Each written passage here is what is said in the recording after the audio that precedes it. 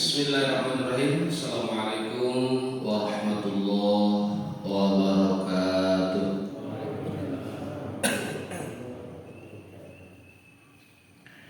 Alhamdulillah, nahmaduhu wa nasta'inuhu wa nastaghfiruh wa na'udzu billahi min shururi anfusina wa min sayyiati a'malina.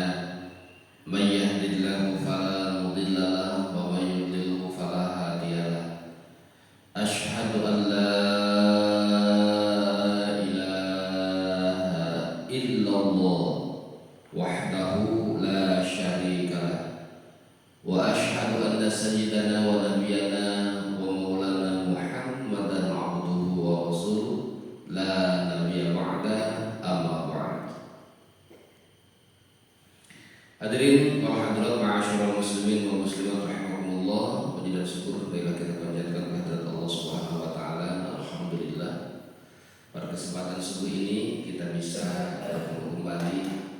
berkumpul kembali untuk melanjutkan materi kajian Nashaitul Ibad yang alhamdulillah untuk subuh ini kita memasuki maqalah yang ke-36 dari bab rubai. Salawat dan salam semoga senantiasa dilimpahkan dicurahkan kepada baginda alam Habibana wa Nabiyana Muhammad sallallahu alaihi wasallam, kepada keluarga, para sahabat, tabi'in, tabi'in kita sekalian. Ibu bapak hadirin rahimakumullah, untuk menghemat waktu langsung saja kita ke maqalah yang ke-36. Insyaallah bab yang rubai ini makalahnya itu sampai makalah ke-37 ya, ke-37. Berarti tamat pun gitu Pak.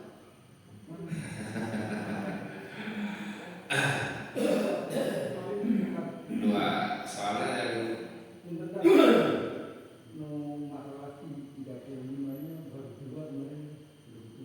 yang mana Pak? Yang sebelumnya Belum gitu? belum, ada dua yang pertama. Baru dua? Kirang dua dulu. CD yang 3-4 yang belum. Oh, ini kira itu sudah. Oh, masih setengahnya dari makalah yang ke-35 ya? Boleh. Bismillahirrahmanirrahim. Makalah yang ke-35 kemarin dari Sayyidina Ali karramallahu wajhah, beliau mengatakan bahwa as'abul a'mal arba'u khisali. Itu ya Pak ya? Bu masih ingat? Atau sudah hilang ingatan? Aduh, ditinggal 2 minggu sekali, repot.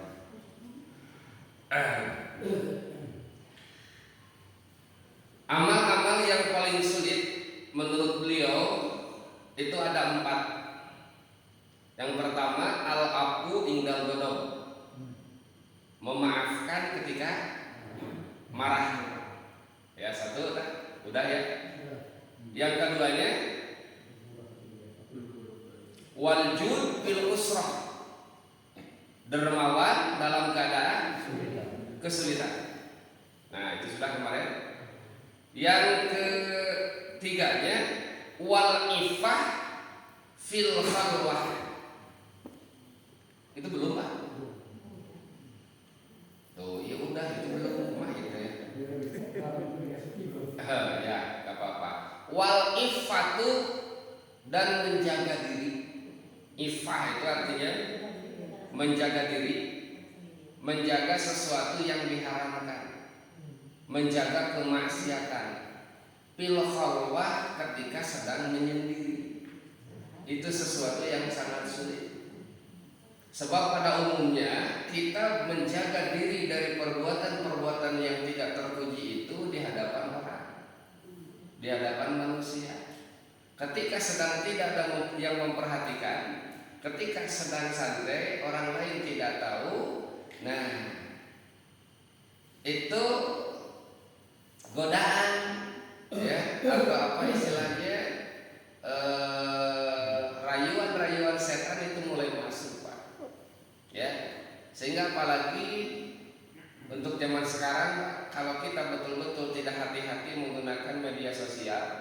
itu sangat luar biasa berbahayanya. Ya, untuk orang-orang yang istilahnya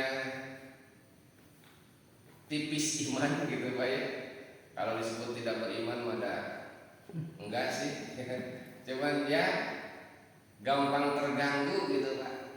Di hadapan orang, di hadapan manusia, kita itu berhati-hati, takut kelihatan aib kita, kecacatan kita. Nah, ketika tidak ada orang, ketika tidak diperhatikan, maka kemaksiatan itu akan muncul. Sebab memang kata Bang Napi, saja kata Bang Napi Pak, ya kejahatan itu bukan hanya timbul dari niat pelaku, tapi dikarenakan ada kesempatan. Tak kesempatan itu ketika tidak ada orang, gitu Pak ya. Kesempatan itu terbuka ketika tidak ada siapa-siapa, gitu ya. Kalau misalkan pakai ya HP aja misalkan, gitu ya. Kalau kuotanya penuh terus, itu kan biasanya ya penyalahgunaan dan lain sebagainya itu bisa terjadi ketika tidak ada yang memperhatikan. Makanya kata Sayyidina Ali, wal ifah fil khalwah, menjaga diri dari sesuatu yang diharamkan, dari kemaksiatan itu sangat sulit ketika ke dalam kesendirian, ketika sedang sendiri atau tidak ada orang lain. Khalwah itu nyepen Pak, tujuannya lira gitu ini. Nah itu bahkan ya rata-rata kita juga berbuat dosa itu justru sembunyi-sembunyi kan Pak, betul nggak Pak? Ya, sembunyi-sembunyi kita berbuat dosa.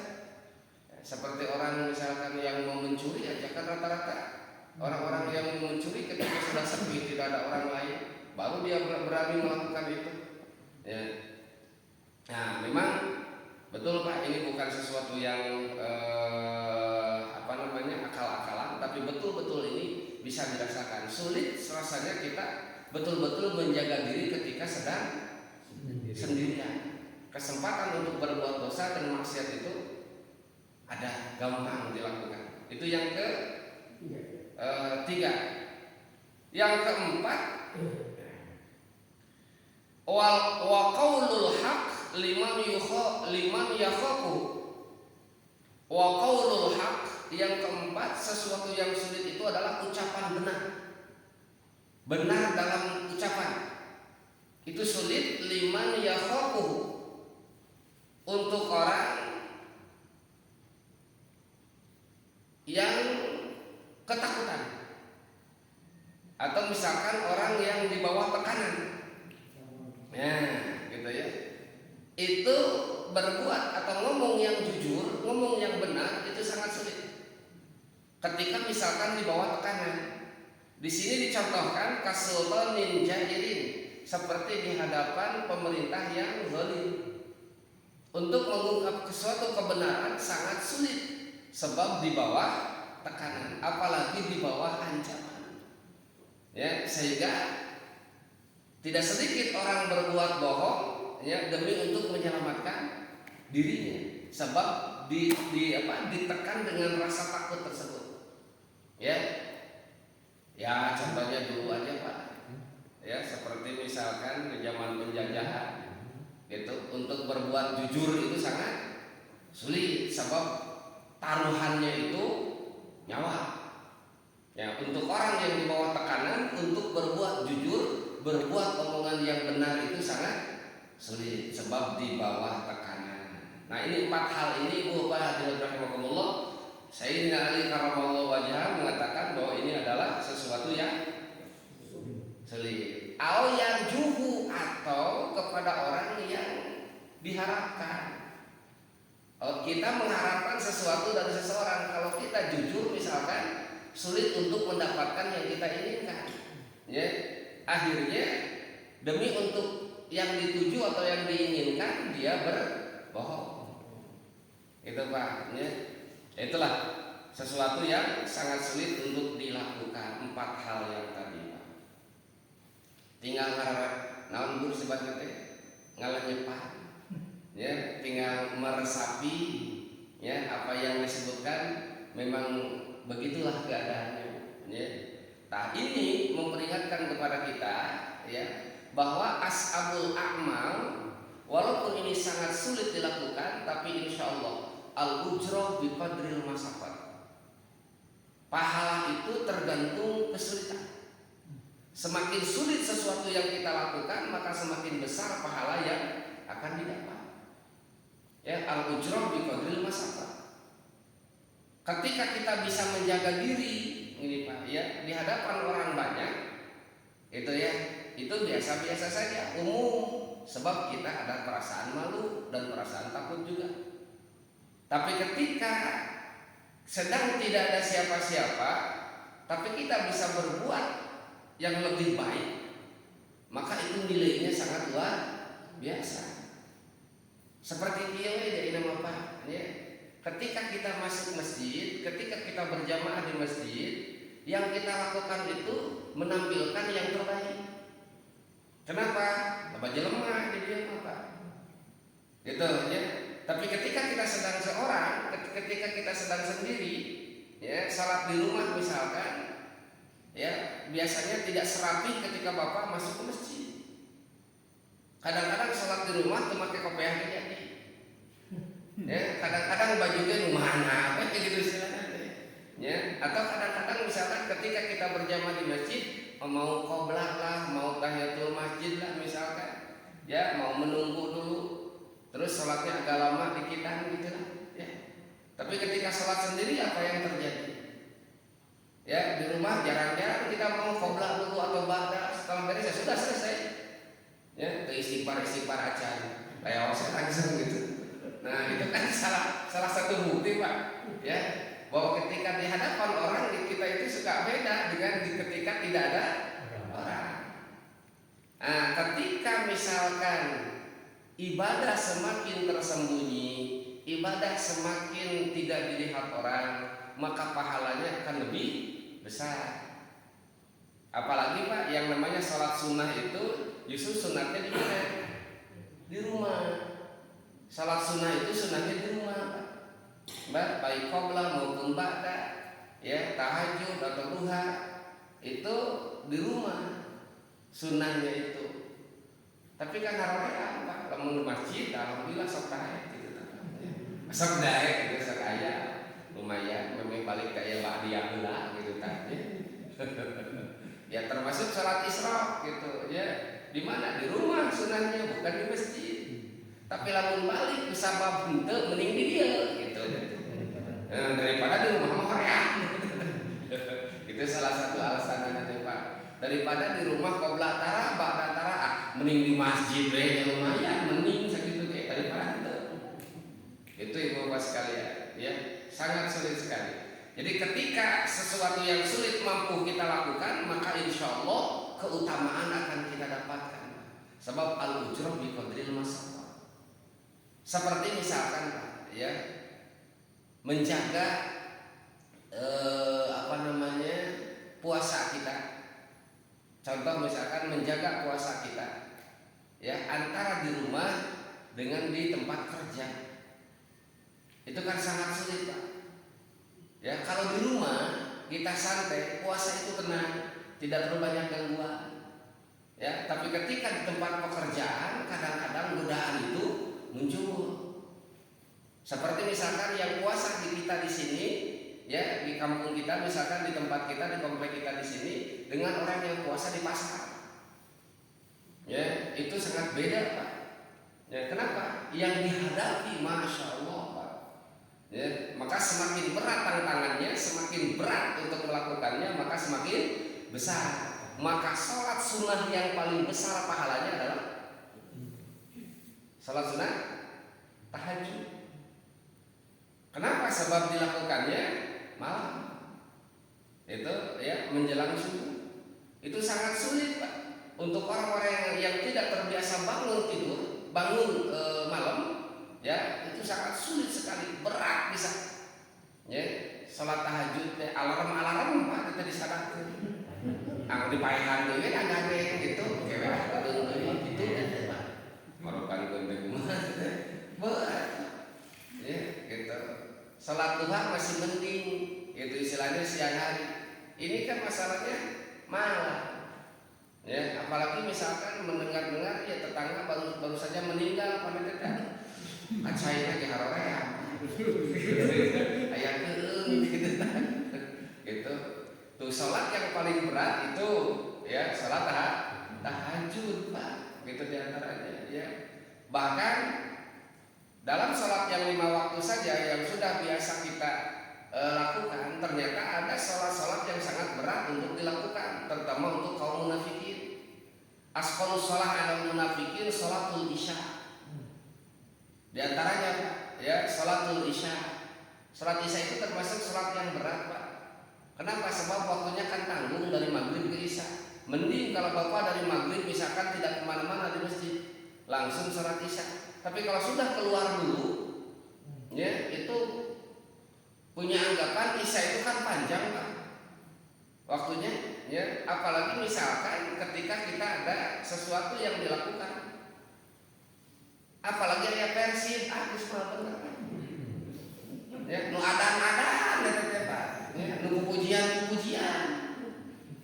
anger we salat teh eta imam jeung adan gitu ya. Kenapa sangat berat? Alasannya apa? Salat isya panjang waktunya, bahkan suka terbersit di dalam hati. Nanti aja sambil tahajud, aduh, jika dulu beri tahajud, ada PTK berangan, boro-boro kata tahajud, untuk kata isya baru lah. Itulah asqalus shalah 'alal munafikin salatul isya wa subhi, dari salat subuh berat. Makanya Allah Subhanahu wa taala sampai berfirman, "Hafidhu 'alas sholawati was sholatil wusta." Jagalah salat, terutama salat wusta. Salat wusta itu apa? Salat yang sangat sulit dilakukan. Salat wusta. Cuman untuk kita rata-rata yang 5 waktu itu jadi wusta PKB, Pak. Sulit. Apalagi yang sedang banyak bekerja ke sana kemari, Masya Allah. Itu Bu. Ketika semakin sulit dilakukan dan kita mampu melakukan, insya Allah itu mendapatkan keutamaan yang sangat luar biasa. Al-ujrah bi qadril masaqah. Itu diantaranya, Pak ya. Makanya yang paling berat ada di dalam diri kita itu ya diri kita sendiri, Pak. Ya, faktor internal kita. Di kita ada hawa dan ada nafsu, Pak. Ada hawa, ada nafsu. Hawa nafsu itu 2 unsur, Pak. Hawa artinya keinginan. Nafsu itu ammaratun bisu. Innan nafsa la ammaratun bisu. Nafsu itu sesuatu yang banyak memerintahnya kejelekan. Itu nafsu namanya. Hawa keinginan, nafsu yang mendorong. Keinginan sudah ada yang mendorong, kan beres, Pak. Ya, klop itu ya. Klop sekali, aya kahayang, aya mendorong gitu. Eukeun mah eukeun hayang gitu, macam urang Sunda mah.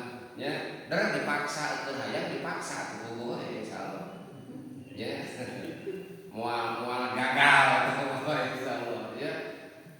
Terus saya setan panggil urang teh, Pak. Masya Allah. Ya, di setan teh terus lingkungan. Berat kita lawan teh. Yang ada di kita hanya keimanan. Itu ya. Iman dilawan kunaon tah? Ku nafsu jeung ku hawa. Terus aya setan anu naon memberikan bisikan-bisikan, lingkungan mempengaruhi, termasuk lingkungan itu teman dekat kita atau tetangga kita. Pokoknya mangges Pak, tigubran ketetereh. Ya, iya. Berat sekali, Pak. Perjuangan untuk menuju ke arah yang lebih baik itu bukan hal yang mudah. Itu mah harus betul-betul keluar dari nurani kita, mampu mengalahkan atau istilahnya meminimalisir keinginan di dalam hati. Itu dia tahu siapa ya. Itulah secara singkat makalah yang ke-35. Yang selanjutnya wal maqalatu sadisatu wa thalathun, makalah yang ke-36. Zabur ada dalam kitab Zabur. Zabur itu kitab suci yang diturunkan kepada Nabi Daud. Udah lihat belum, Pak? Zabur belum, sama berarti. Itu apa lagi sampai makanya Zabur teh segede kumaha, sebesar apa itu Zabur? Ya kalau dari sisi nama kayaknya gede Pak, Zabur gitu kan, gede kayaknya gitu. Meureun kita apa gitu. Nah dalam kitab Zabur Pak, ya Auhallahu ta'ala ila Dawud alaihi salam. Allah subhanahu wa ta'ala memberikan wahyu kepada Nabi Daud. Di dalam kitab Zabur, Allah subhanahu wa ta'ala memberikan wahyu kepada Nabi Daud yang isinya, kalau diarabkan ini Pak, ini diarabkan Pak, ya sebab Zabur bukan bahasa Arab, ya Zabur, Toret, Injil itu bukan berbahasa Arab, sebab memang diturunkan bukan di negeri Arab. Ya. Kalau diarabkan kurang lebih seperti ini. Firman Allah di dalam Zabur seperti ini, Innal aqila al hakima la yakhlu min arba'i sa'atin. Sesungguhnya orang yang berakal, orang yang bijaksana. Innal aqila al hakima. Sesungguhnya orang yang berakal, yang bijaksana. Maksudnya ayat kamilal ilmi, orang yang sempurna ilmunya. Bijaksana itu artinya yang sempurna ilmunya. La yakhlu, dia itu tidak akan mengosongkan min arba'ati sa'atin, 4 waktu. Tidak akan mengosongkan 4 waktu.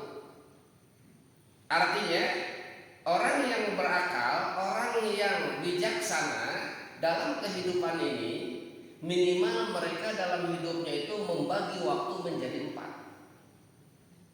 Dalam kehidupan yang waktu itu dibagi 4. Kalau sekarang kita dibagi berapa? Waktunya Pak? Sadaya nawa ya itu waktu itu. Nah, orang yang bijaksana itu membagi waktu menjadi 4 bagian.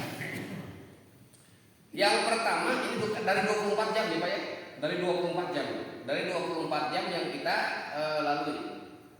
Dari 24 jam ini ya, sa'atun yunaji fiha rabbah. Yang pertama, dari 24 jam itu ada sa'atun, ada 1 saat yunaji rabbah, yang dimana di saat tersebut dipakai untuk bermunajat kepada Allah Subhanahu wa taala. Jadi dikhususkan waktunya Pak. Ada waktu-waktu tertentu yang diperuntukkan untuk yunaji rabbahu, untuk bermunajat kepada Allah Subhanahu wa taala. Baik dengan bizikrin ya, wa tilawatil Quran, baik dengan berzikir, membaca Quran, atau misalkan wasyaka rabbahu, mengadukan permasalahan hidup kepada Allah Subhanahu wa taala. Ya, bermunajat itu kan artinya berbisik-bisik dengan Allah.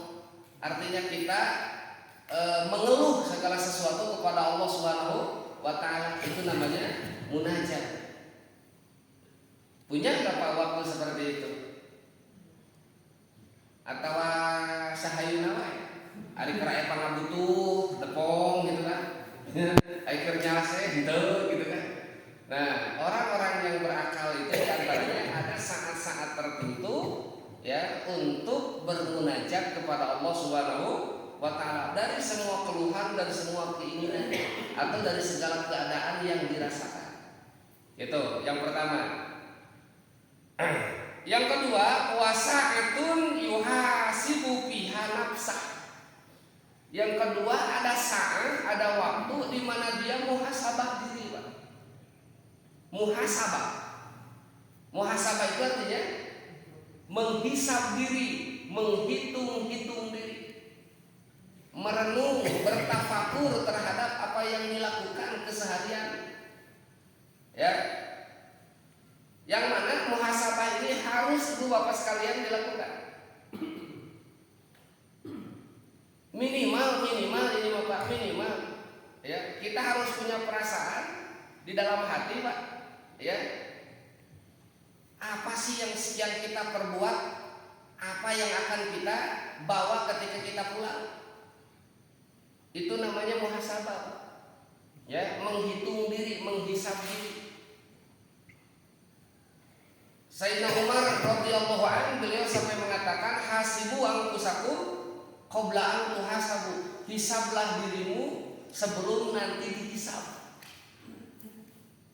Ya, kenapa? Sebab yang namanya hisaban, Pak, perhitungan itu sesuatu yang menentukan, Pak. Orang-orang yang penuh perhitungan insya Allah akan sukses.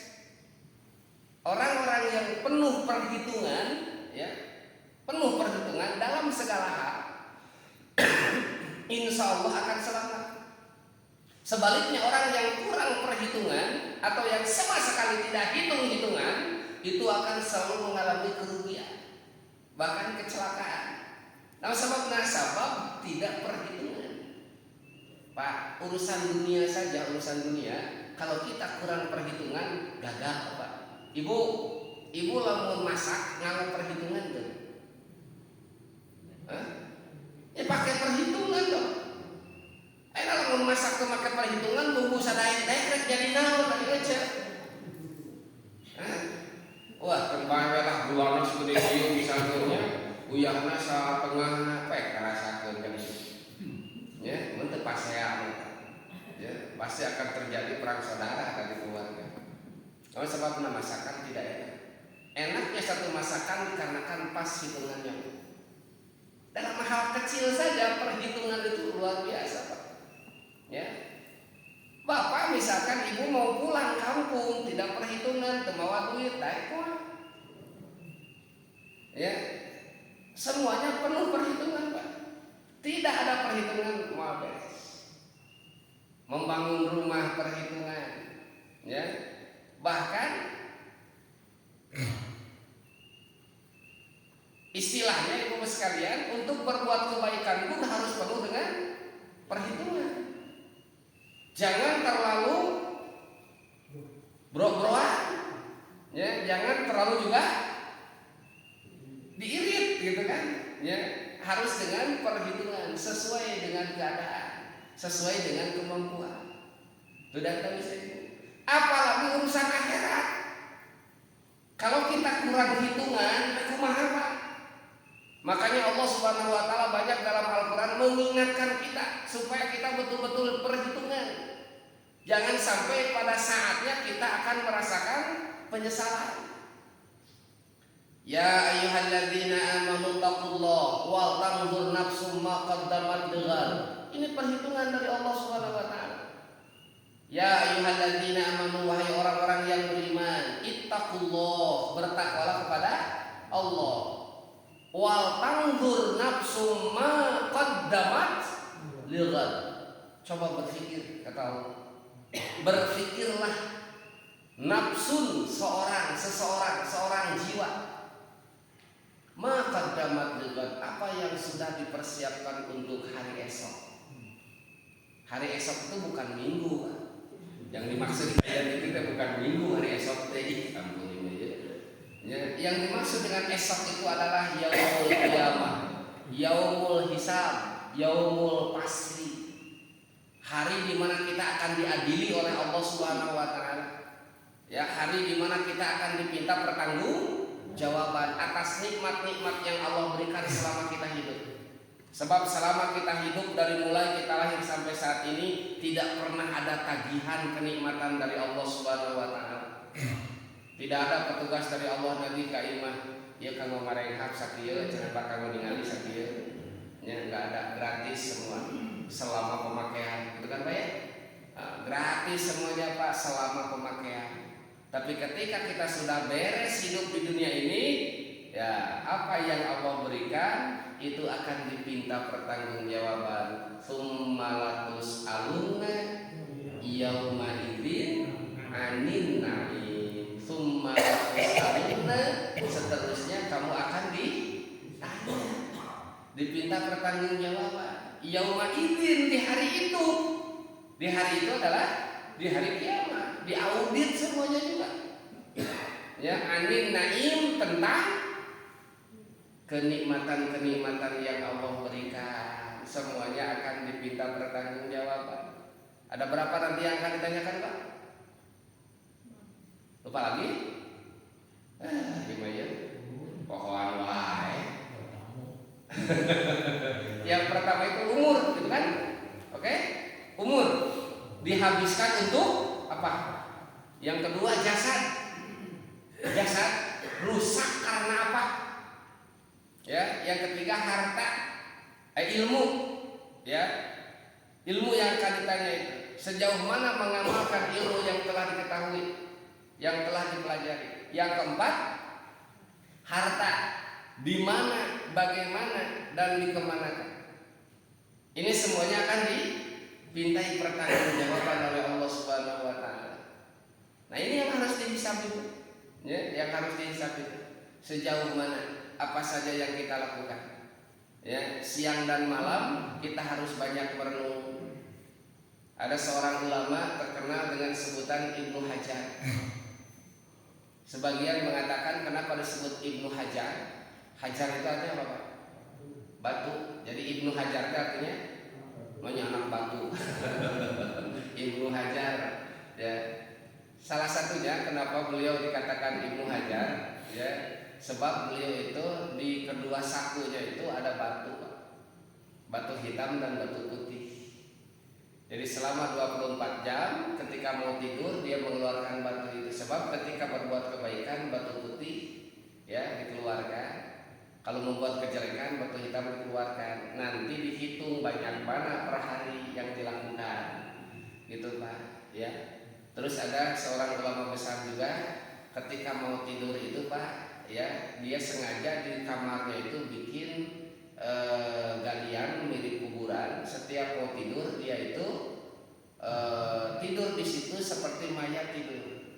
Dan dia istilahnya memberikan mau hidup kepada dirinya. Ketika sedang tidur dia ngomong, wahai diriku, ya, wahai kamu, ya, kalau aslinya nanti kamu seperti ini, apa yang akan menjaminmu untuk bisa selamat dalam kubur ini? Apa yang nanti kamu rasakan setelah mati? Ya, kan kita mau boro-boro, keras saya gitu. Begitu lu kelapa, apa yang geus beureum, ya, jarang kita misalkan bertafakur merenung. Bahkan punten ibu bapak sekalian, ya, tidur saja, tidur itu kan harusnya jadi tafakur. Sebab antara tidur dengan mati, dengan meninggal itu tidak jauh beda. Dua-duanya sama khurujur ruh, Pak. Dalam Al-Quran Allah mengatakan seperti ini, Inna Allahu yatawaffal anfus, Allahu yatawaffal anfus hina mautiha wallati lam tamut fi manamiha.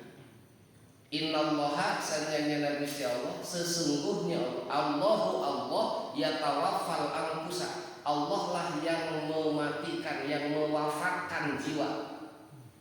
Hina mautiha, di waktu dia memang maut, meninggal. Wallati lam tamut, dan Allah juga yang mewafatkan, ya, jiwa yang belum mati, fi manamiha, di dalam tidurnya. Jadi antara tidur dengan meninggal itu ada sisi kesamaannya, Pak. Hurujur ruh, keluar ruh kita itu. Makanya ketika Bapak sedang tidur suka mimpi nggak? Pernah mimpi? Bertemu dengan si A si B, menemukan sesuatu, bahkan dengan yang sudah meninggal, misalnya Bapak pernah bertemu? Itu asli iltiqa'ur ruh biruh. Artinya bertemunya ruh dengan ruh. Asli itu Pak. Ya. Ibnu Qayyim al-Jauzi dalam kitab Ar-Ruh menjelaskan seperti itu. Sebab memang ketika seseorang tidur itu ruh itu keluar, Pak. Ya, ruh itu keluar. Dan banyak kejadian orang yang tidur tidak bangun lagi. Betul tidak, Pak? Ya, saudara saya saja, Pak, 2 yang prosesnya seperti itu. Sedang tidur. Ya, sedang tidur. Yang satu Ramadan, yang satu hari Jumat. Ya, masya Allah. Kakak sepupu saya, kakak sepupu Pak. Ya, masya Allah. Jumat itu biasanya yang beres-beres di masjid itu sepupu saya Pak. Yang menyiapkan segala sesuatunya itu sepupu saya. Jumat itu dia tidak masuk ke masjid, dikira terlambat. Bahkan istrinya pun mengira sudah berangkat padahal di kamar Pak. Ya, malamnya bilang sakit, sakit perut terus pusing katanya gitu. Dikira sudah berangkat oleh istrinya, ternyata dia tidur di kamar atas. Gitu Pak. Sampai khotib sudah datang, yang adzan belum ada.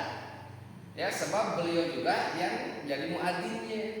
Sampai muadzinnya diganti sama yang lain. Terus masalahnya beliau juga sebagai bendahara. Yang biasanya untuk ongkos khotib itu beliau. Akhirnya bingung kata Pak, khotib tingkat rating untuk harga kita. Ya, sebab beliau tidak masuk gitu. Masya Allah. Pas begitu beres khotibnya khutbah beres Jumat Pak, saudara yang lain datang ke rumah nanya ke istrinya, si Akang kemana? Ini Jumat. Cina gitu Pak. Manunya cina. Tapi ragu yang di Jumat. Enggak ada. Kemana? Di luhur gitu cina. Kata istrinya, akhirnya ke atas lihat. Lagi begini Pak.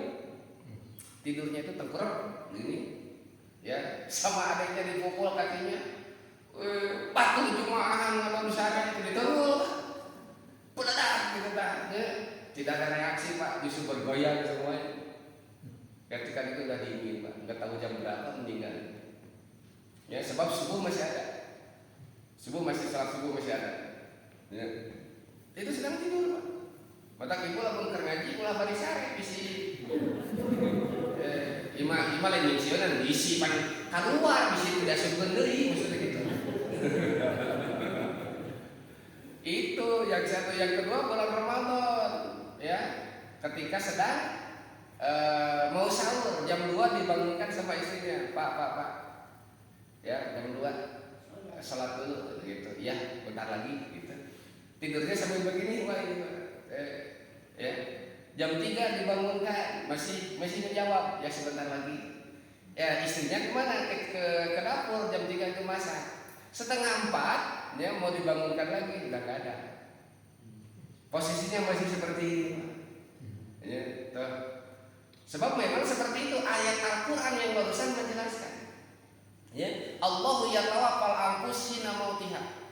Allah yang mematikan jiwa ketika dia mati, wallati lam tamut, dan nyawa atau ruh yang belum mati, seseorang yang belum mati, fi manamiha dalam tidurnya. Gitu, ya. Fayumsikul lati qada 'alaihal maut. Allah menahan ruh yang memang dikodokkan untuk maut. Maka ketika keluar, kalau kodoknya meninggal, ditahan oleh Allah, tidak masuk lagi, meninggal dia. Ya, wa yursilul ukhra ila ajalin musamma, dan Allah melepaskan ruh yang lain sampai dia batas waktu yang ditentukan. Maka ada yang bangun lagi, termasuk kita baru saja kita kan sudah mati, cuman dibangunkan lagi. Ya, makanya doa mau tidur itu gimana? Bismikallahumma ahya wa bismika amut. Artinya apa? Dengan menyebut namamu aku hidup, dan dengan namamu aku mati. Lain aku tidur deh. Bukan aku tidur, itu bukan doa tidur, doa mama kan itu. Kan ahya wa amut. Ahya itu menghidupkan, amut itu mati. Terus ketika kita bangun doanya apa? Alhamdulillahilladzi ahya. Artinya apa? Segala puji bagi Allah yang telah menghidupkan kami. Menghidupkan bukan membangunkan. Bahasanya juga ahyana. Ba'dama amatana. Setelah engkau mematikan kami, jadi kita geus mararawat gitu Pak. Ya, jabaning dia cungcuing di sada gitu. Dia denger enggak ada burung cungcuing? Kan biasanya orang kampung ngomong gitu lah ya gitu. Ya maaf. Masya Allah,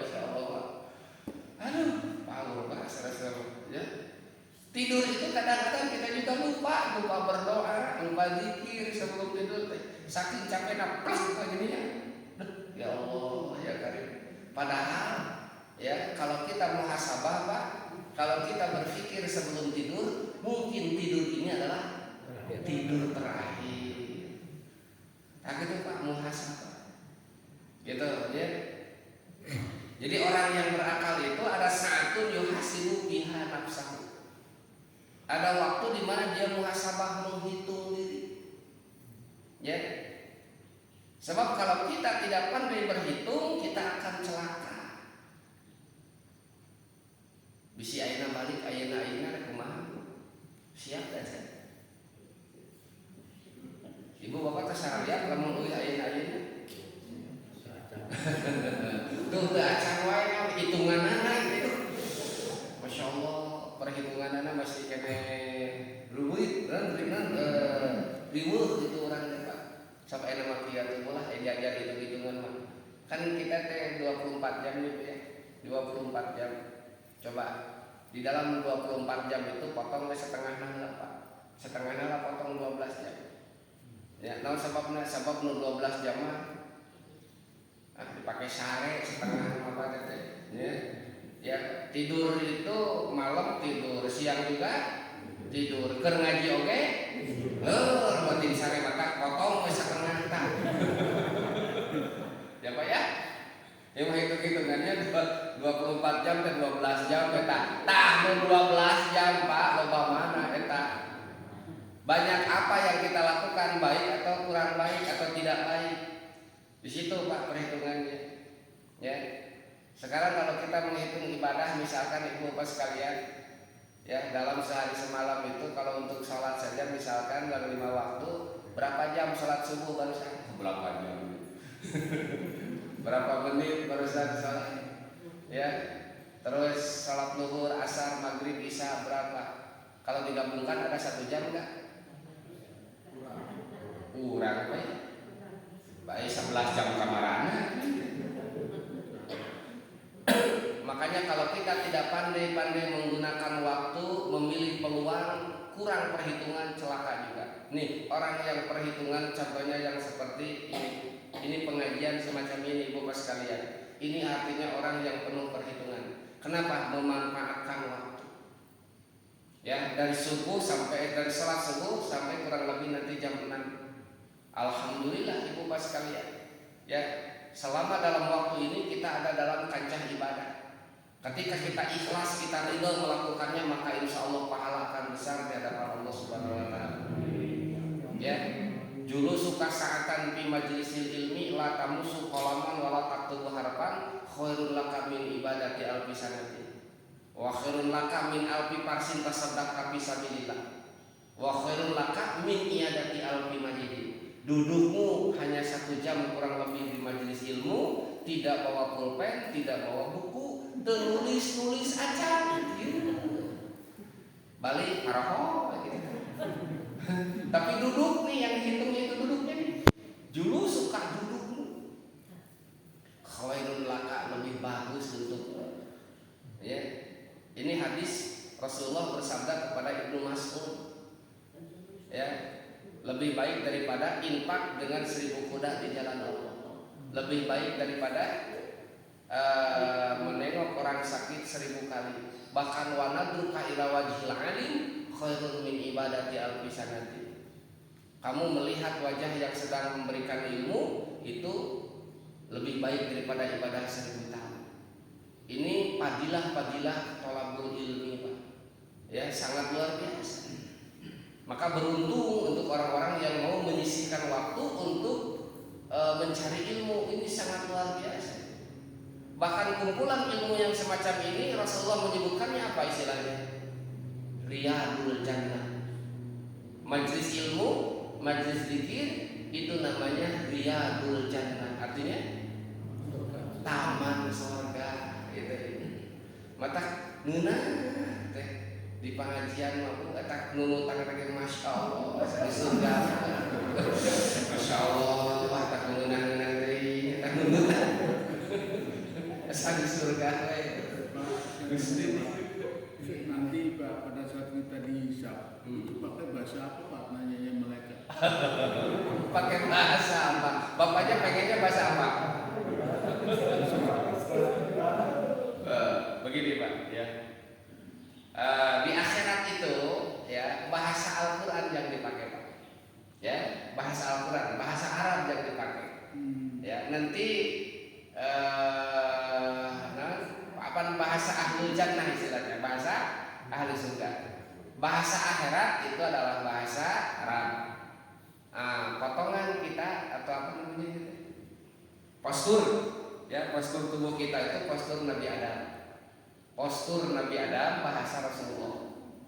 Gitu ya. Terus tapi mohon maaf ya, untuk di surga wajah-wajah seperti ini tidak ada. Gak ada wajah seperti ini, gak ada, tidak layak ya.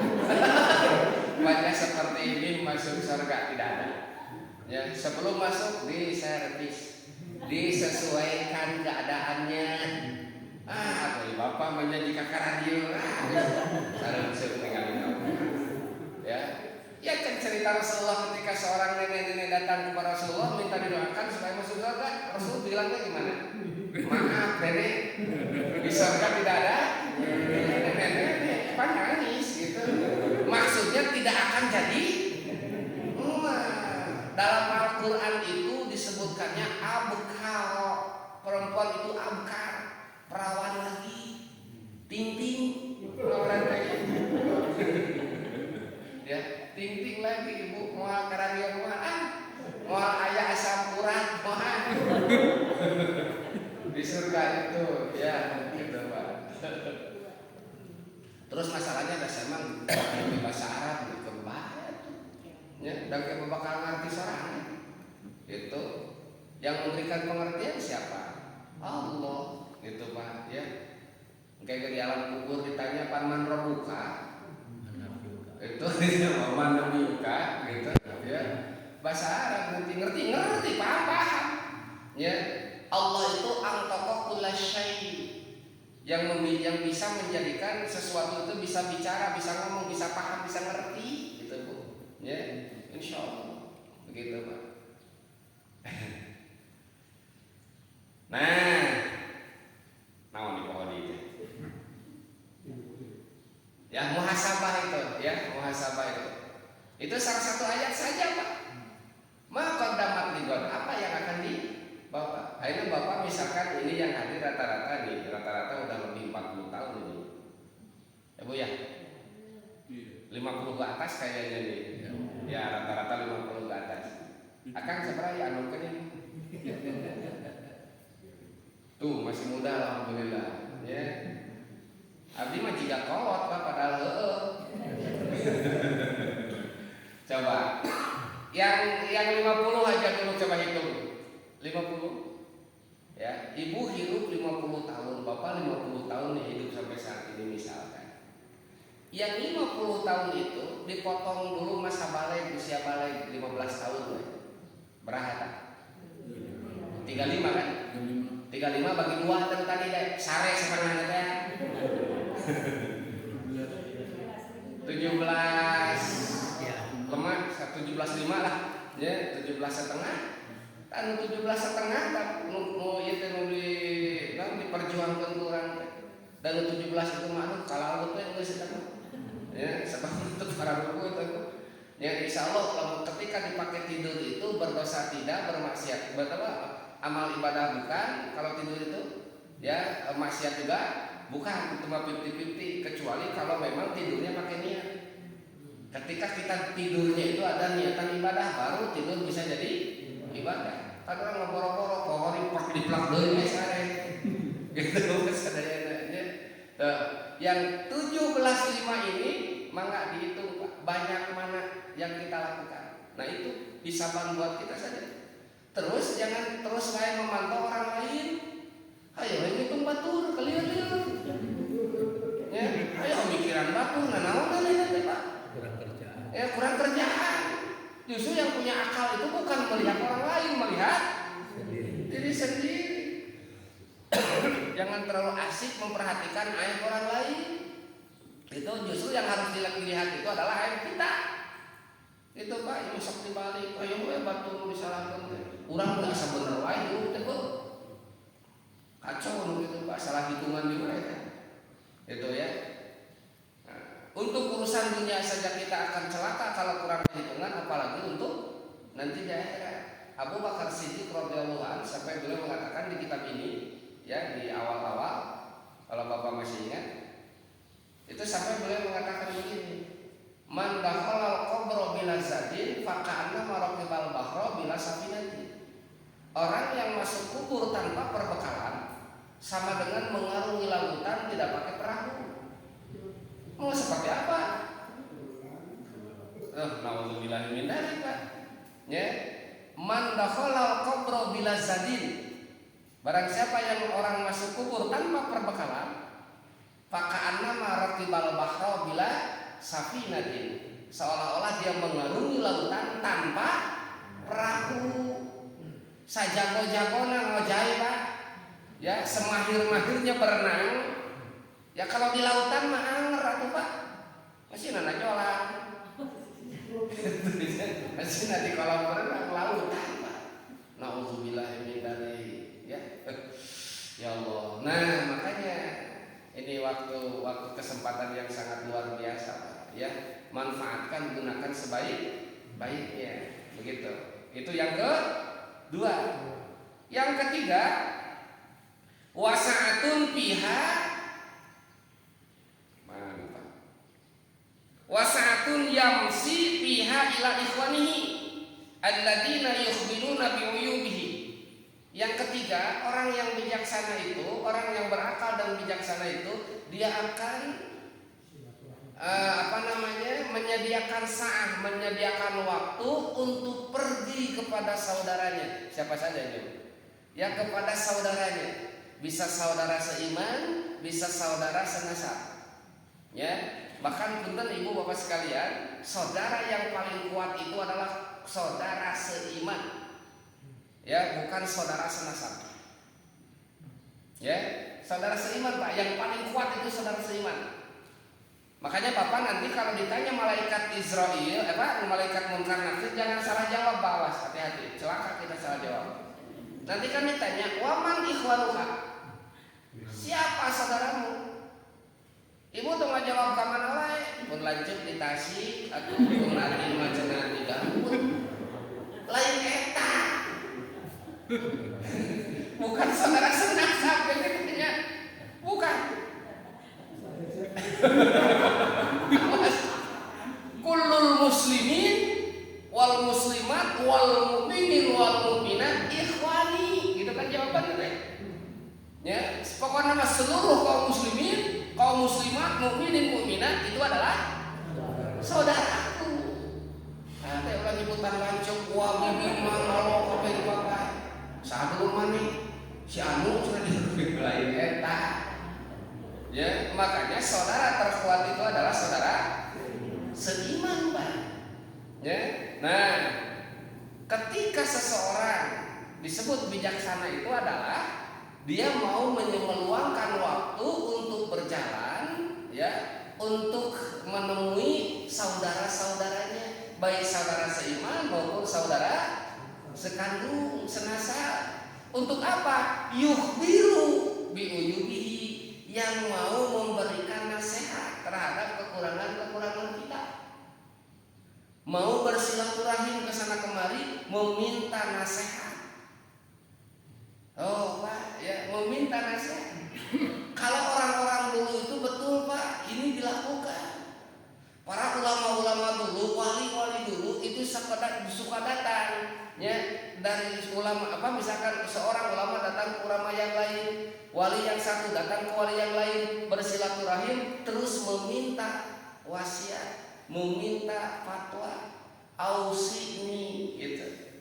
Seperti para sahabat datang ke Rasulullah, ya Rasulullah ausini, berilah aku nasihat, berilah aku wasiat yang sekiranya ketika aku lakukan akan menambah kebaikan dan mengingatkan segala kesalahan. Pak orang mau boro-boro datang, kenapa? Kan kita mah merasa lebih baik daripada yang lain. Tak iya baca itu kan iyo dia kan itu kan gitu. Nah kalau itu sulit dilakukan, datangilah majelis-majelis ilmu, sebab di majelis ilmu lah tempatnya ya untuk mendapatkan nasihat. Itu dan tulis apa? Ya. Datang sendiri ke rumah itu enggak susah gitu. Ya. Datang ke pengajian, insya Allah itu sama dengan yamsi ila ikhwanihi. Sama insya Allah Pak. Ya, ada pengajian, pengajian datang, gitu. Ya, di samping bersilaturahim juga mendapatkan nasihat. Kalau tidak mengerti, Pak bisa bertanya, begitu kan? Tuh seperti itu Pak. Jadi harus ada saat, ada waktu di mana waktu itu digunakan untuk kita berangkat, kita pergi. Ya, ke saudara-saudara kita yang bisa memberitahu tentang kekurangan dan kecacatan kita. Dan pengajian itu paling tepat Pak. Paling tepat pengajian itu. Sebab di pengajian, ingat insya Allah Bapak sekalian, gambarannya itu kan berangkat ke pengajian itu seperti kita berkaca, bercermin. Ya, ketika bercermin Ibu Bapak sekalian, segala sesuatunya kelihatan. Dan setelah kelihatan, orang yang bijak, orang yang berakal itu, yang jeleknya pasti dirubah. Ya Pak ya, sebab ketika kan kita ngenteng itu artinya supaya apa? Supaya kelihatan kan? Komo ibu mah ngenteng lagi sepagawe. Ya, pokoknya nama wanita itu manusia kaca. Gitu. Setiap kayak kaca deng gitu kan. Insyaallah. Itu tapi kamu mobil batu dia pakai darah. Ada pakai di muka ya. Manusia kaca gitu. Gitu ya. Nah, maksudnya untuk apa? Untuk meneliti kalau ada sesuatu yang kurang baik. Kalau sudah ketahuan kurang baik berarti kari meresa gitu. Nyaho aya mehong dina beungeut aya we lompangan deh. Buka era. Ya. Iya. Sudah tahu ada kotoran di wajah masih tetap aja dia senyum kepada yang lain. Buka era. Itu dia. Tuh, itulah Pak. Makanya insya Allah di majelis-majelis ilmu itu walaupun secara tidak langsung sebab ya kita tidak tahu permasalahannya seperti apa, tapi kadang-kadang isi pembahasan itu mengenai diri kita sendiri Pak. Ya, dan itu tidak dimaksud, tidak dituju sebab memang pembahasannya sedang ke arah situ. Kan itu suatu kebaikan yang luar biasa. Alhamdulillah mendapat pencerahan. Itu di antara Pak. Ya, itu yang ketiga. Yang keempat nih, ciri orang bijak itu adalah sa'atun fiha yukhalli baina nafsihi wa baina ladzatiha al-halal. Nah, ada satu saat, satu waktu ya, di mana orang tersebut mengosongkan dirinya dari segala sesuatu kelezatan yang halal. Mengurangi apa maksudnya Pak? Ya, mengurangi kelezatan duniawi walaupun itu halal. Ya, dengan apa misalkan? Dengan cara berpuasa, itu Pak ya. Dengan cara misalkan mengatur makanan, tidak terlalu banyak ya masuk. Sebab Rasulullah SAW bersabda, "Abghadul halal." Ma min wi'ain. Maaf. Itu tadi mah masalah tolak. Ma min wi'ain abghadu ilallah min batnin muli'a minal halal. Nah, ini hadisnya Pak. Ya. Ma min wi'ain, tidaklah ada satu wadah. Abghadu ilallah atau abghadu ilallah yang paling dibenci oleh Allah. Min batnin daripada perut, muli'a min halal yang dipenuhi oleh sesuatu yang halal. Artinya Pak, ya, artinya kalau diluruskan, tidak ada satu wadah yang dibenci oleh Allah kecuali perut yang penuh dengan halal, dengan barang yang halal, dengan makanan yang halal. Penuh dengan halal saja sudah Dibenci apalagi dengan yang haram. Yang dibenci itu bukan halalnya, Bu, tahu nak? Pinuh teuing. Sagala teuing di geureuyeuh gitu teh. Hapok di barang dahar pagawe, Masya Allah. Pagawean teh gitu.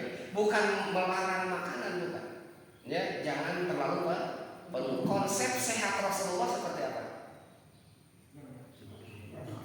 Tidak makan sebelum lapar, berhenti makan sebelum kenyang. Eta konsep sehat Rasulullah apa gitu.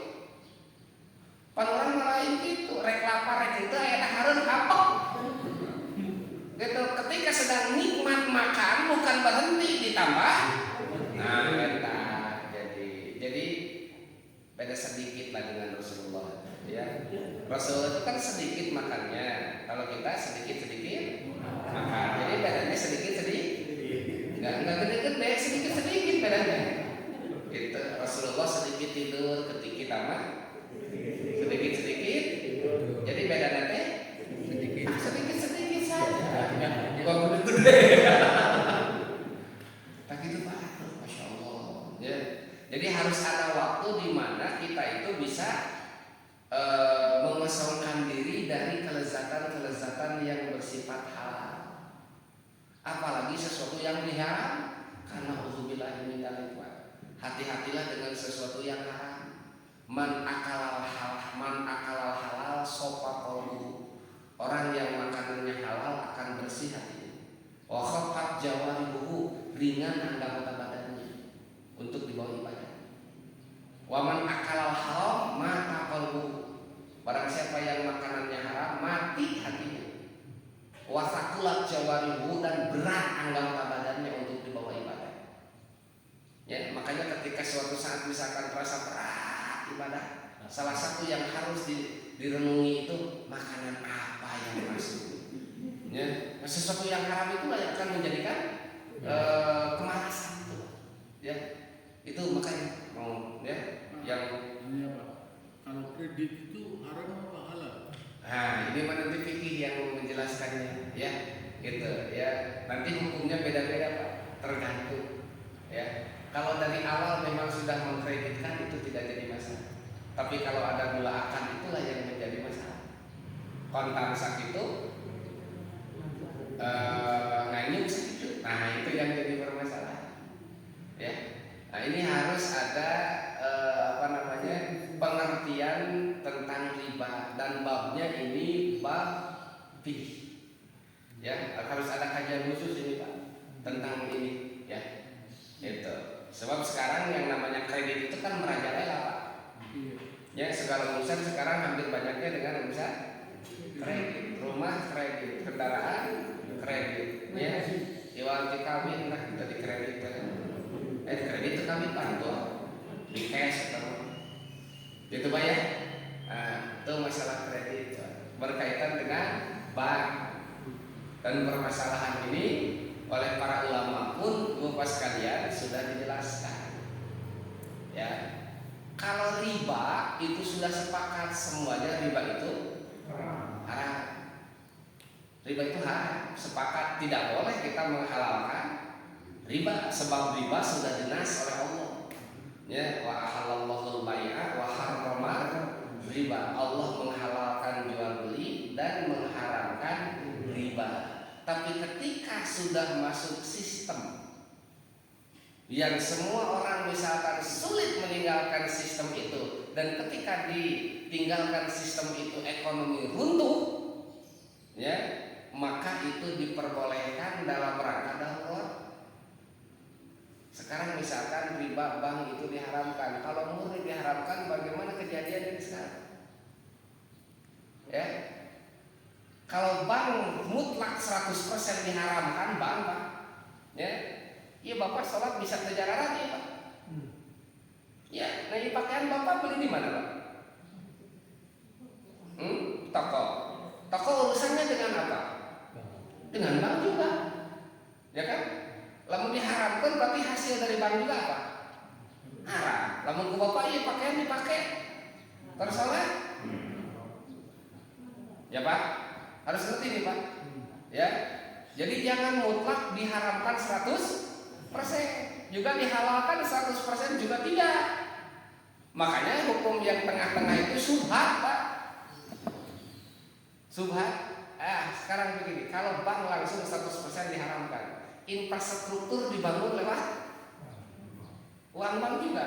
Lamun haram berarti Bapak haram nincak jalan eta gitu kan. Jadi haram juga. Ya. Terus sekarang saya mau bertanya, bisnis mana yang tidak berkaitan dengan bank? Bahkan gaji Bapak sekarang itu rata-rata sudah menggunakan apa? Bank kan? Kalau 100% diharamkan, otomatis kita juga kena haram. Cuman ini masalahnya Pak, apa namanya? Sistem ini, ya, yang menjadikan kita itu duktek, apa itu duktek itu? Maju kena, mundur kena sistem Pak, gitu ya.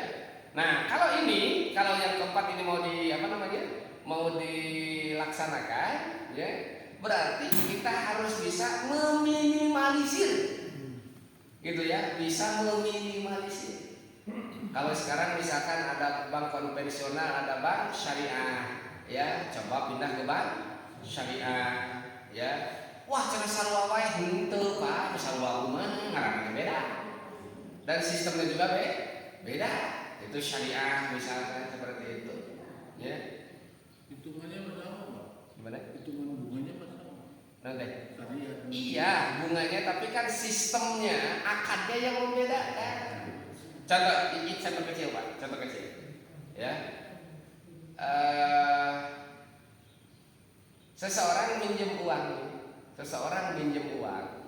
terus menjanjikan kalau nanti dipulangkan ada lebihnya, kan itu apa namanya? Riba kan? Riba istilahnya, ya, renten, gitu. Tapi kalau begini misalnya pinjam uang tidak ngomong apa-apa, setelah diberikan dia memberikan lebihnya, halal tidak? Halal kan? Nah, atau begini, pinjam uang ini akan saya jalankan, nanti dari hasilnya kita bagi dua misalnya, halal juga kan? Nah, jadi ketika ada iming-iming di depan, ya, iming-iming di depan inilah yang akan menjadikan riba tersebut. Itu ada depan. Ya. Nah, kalau di bank syariah itu ada akad yang jelasnya mudorobah atau misalkan bagi hasil istilahnya, ya. Ngan pedah begini Ibu Bapak sekalian, dikarenakan prosesnya ribet, ya, tidak seperti konvensional, plek gitu kan. Nah, orang itu banyak merasa apa ya? Risih. Asalnya seperusuh dan misalkan gitu kan. Itu masalahnya. Sebab ada proses yang harus dilalui, ada tahapan-tahapannya Pak. Makanya sekarang alhamdulillah Pak, setiap bank didamping dengan syariahnya. BRI konvensional syariah, ada kan? BTN ada syariahnya. Terus Bank Mandiri ada syariahnya. Hampir semua bank sekarang ada syariah, BJB juga ada syariahnya. Itu apa? Upaya untuk meminimalisir, tinggal kitanya saja, ya. Nah, kalau untuk pembahasan ini detailnya itu harus ada bab khusus, ya. Kalau zamannya Rasul ada bang? Nggak ada. Nggak ada. Berarti bikinan manusia. Iya, sistem itu Pak. Makanya sistem yang pertama kali berbuat seperti itu siapa? Yahudi Pak. Yahudi. Dan mereka yang mengatakan innamal bai'u mislur riba. Allah sendiri mengatakan, orang Yahudi itu sampai mengatakan riba itu sama dengan jual beli. Samanya apa? Samanya dari sisi mengambil keuntungan. Jual beli yang diharapkan apa? Keuntungan. Sekarang riba juga keuntungan. Mereka mengatakan apa bedanya? Sebab sama-sama untung, gitu kan? Mereka masih berpikirnya seperti itu. Padahal sudah jelas-jelas sistem jual beli dengan riba tidak sama. Wa ahallallahu al-bai'a wa harrama riba. Mereka yang bikin. Dan sekarang yang menguasai ekonomi dunia siapa? Manusia eta. Kita makanan imbas gitu. Ke sistem Gitu Pak. Makanya di kita alhamdulillah untuk membersihkan hal-hal semacam itu dengan zakat. Nah, zakat itulah ya yang untuk membersihkan zakat Pak. Ya 2,5%-nya gitu ya. Nah ini solusi ya. Solusi untuk kita itu zakat, infak, sedekah itu berkaitan dengan pembersihan harta yang kita miliki.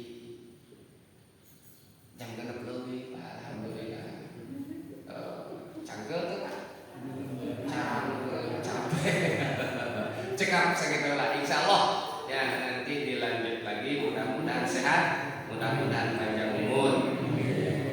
Allahumma shalli ala sayyidina wa habibina wa syafi'ina wa nabiyina Muhammad wa sallallahu wa ta'ala kullu sahabati Rasulillah ajmain. Amin. Alhamdulillah hamdan yuwafi ni'amahu wa yukafi mazidah. Ya Rabbana lakal hamdu kama yanbaghi li jalali wajhikal karim wa 'azimi sultanik.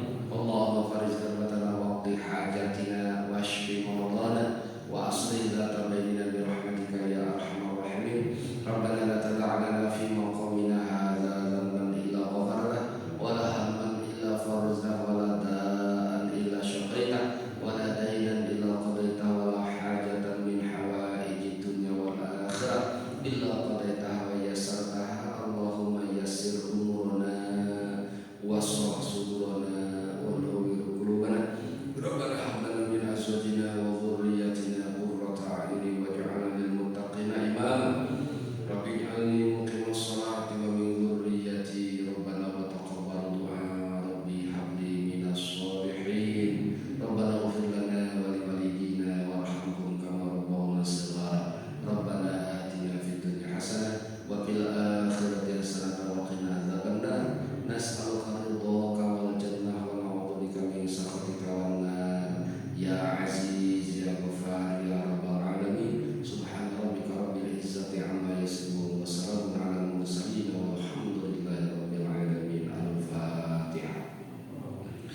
A'udzu billahi minasyaitonir rajim. Bismillahirrahmanirrahim. Alhamdulillahi rabbil alamin. Arrahmanir rahim. Maliki yaumiddin. Iyyaka na'budu wa iyyaka nasta'in. Ihdinas siratal mustaqim. Siratal